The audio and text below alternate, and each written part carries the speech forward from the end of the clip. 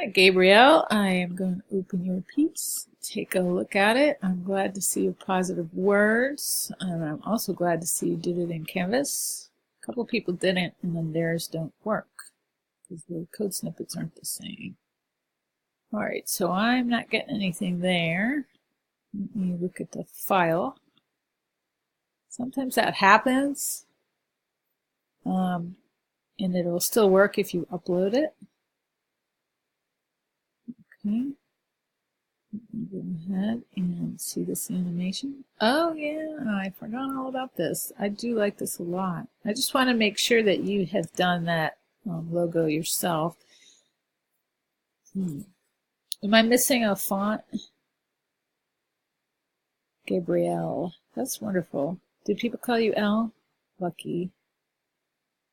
That is really cool.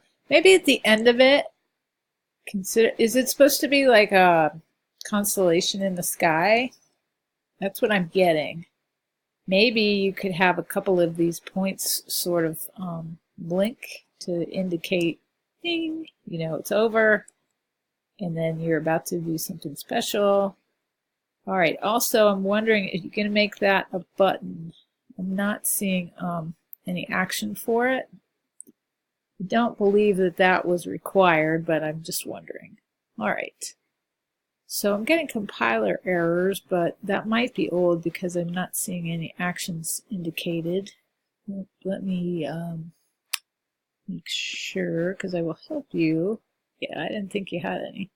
All right, so that it does look good so far. I would, before you publish it, if this isn't your intended font, be sure to break it. You do that Command B twice.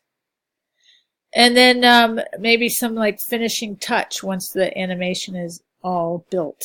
And again, like a little, perhaps a starred twinkle, or just like even a general glow, like, woo, it's on.